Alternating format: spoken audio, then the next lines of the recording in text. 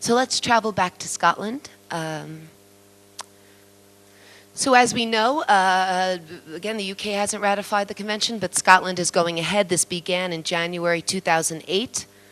A report was commissioned on the scoping, mapping, and safeguarding of intangible cultural heritage in Scotland. They really like the convention in Scotland. They want to go ahead and see what is existent in their territory. How can they go about this? Who commissioned the report? A museums association called Museums Galleries Scotland, the Scottish Arts Council, and the UK National Commission for UNESCO, which is based in London. However, there are representatives from Wales, Scotland, and I believe Northern Ireland. Who produced this report? Who did the research? Two researchers at Napier University in Scotland. And what they were really interested in doing is looking for roots. This is how they described it, roads, from that national level to the local communities. What is already existent in Scotland so that they can have these roots of communication? What's already there we can use? And they identified 32 local area authorities, so local governments, that already are working with local communities. And so there's that route from the national government, national level, to the local level. And so the second stage was a little later in 2008. The report was written. It's very general. This is not an identification of intangible heritage, but just the ideas of how to go about it. And it was presented to Museum Gallery Scotland. It identified practical steps needed to safeguard intangible heritage. Of course, it identified the richness and diversity of intangible heritage in Scotland. And the main recommendation worth speaking about today is that an online database was recommended to be used in the form of a wiki. And in August 2008, there was an official launch with the Director General of UNESCO in Edinburgh. So this is an official initiative. And so what is a wiki? I had to even really familiarize myself with this. Is anyone familiar with Wikipedia here? Yeah, I thought so, yeah. Well, it's very similar to that. Wikipedia is, in general, a collection of articles that are linked to each other, and you can search through keywords. And so there'll be an article on the Eiffel Tower or Thailand. But a wiki is very similar to that, using the same principles. It's a website that allows the easy creation and editing of any number of interlinked web pages via a web browser using a simplified markup language. Well, what's important, the key aspects of this approach, this website, just think of Wikipedia. If it's a little difficult, the wiki idea, I do.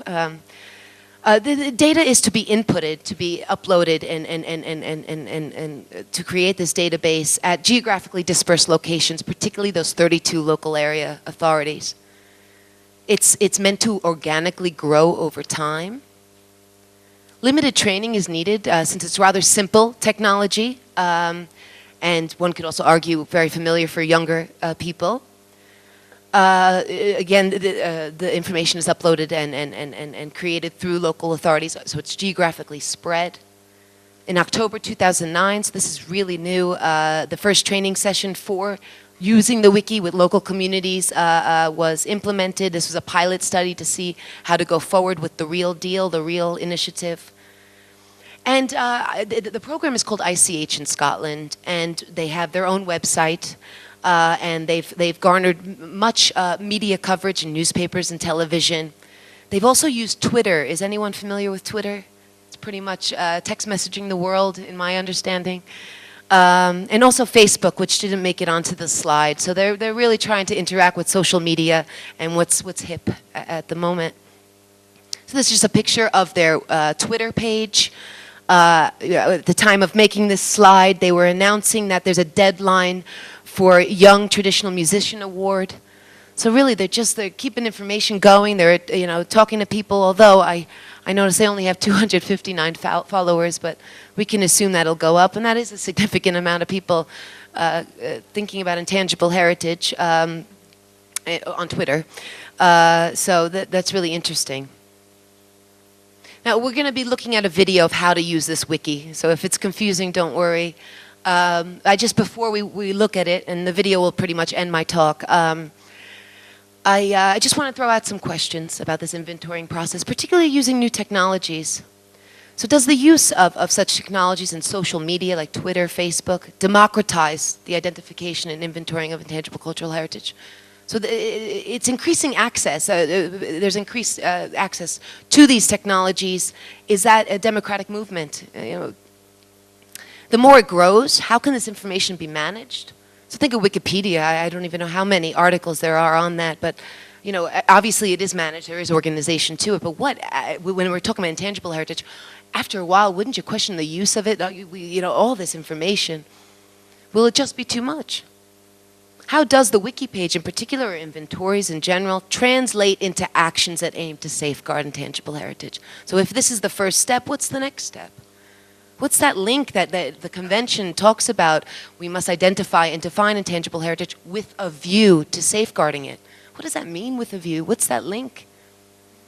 Should inventories be divorced from the idea or burden of safeguarding tangible heritage? This is an idea I've been having lately.